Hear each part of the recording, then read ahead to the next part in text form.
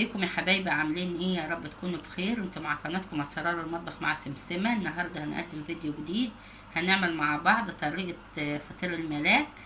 المقادير: ده كيلو دقيق نخلاه، نحط عليه كوباية سكر، لو بالميزان ربع كيلو. اللي حابب يعني يزود يبقى مسكر قوي ممكن يزود ربع كوباية على الكوباية، يبقى كوباية وربع. ومعلقتين خميرة كبار، ونص معلقة بيكنج باودر، ورشة ملح. وعايزة اضيف زبيب او سمسم، ده على حسب الرغبة، ده براحتك، مش بمقادير ولا حاجة. دلوقتي احنا ضفنا المواد الجافة كلها مع بعض، هنقلبهم. هنضيف كوباية زيت، نفس الكوباية اللي عايرنا بها السكر هنعاير بها الزيت. دلوقتي هنبسهم كويس مع بعض.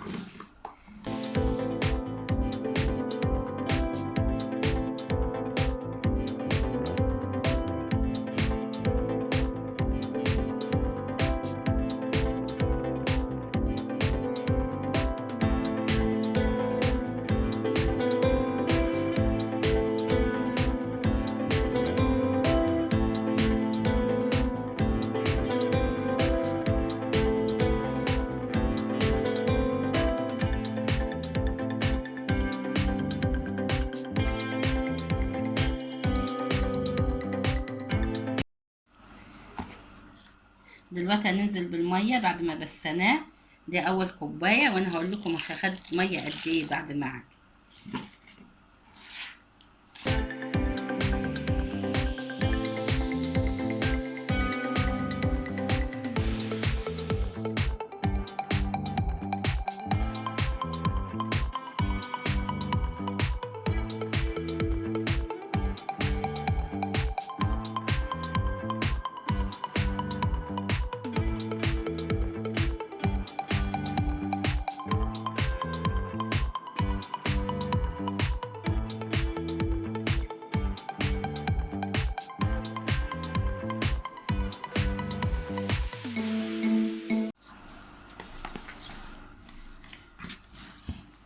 كده خلاص يا حبايبي، العجينه اللي احنا عايزينها زي ما انتوا شايفينها كده، دي خدت معايا كوبايه ونص ميه، وبرده على حسب نوع الدقيق. دلوقتي هنغطيها ونسيبها لما تختمر ونرجع نشكلها مع بعض. يا حبايبي رجعنا لكم بعد ما العجينه اختمرت، وجبت صينيه ودهنتها وهنبتدي نشكلها.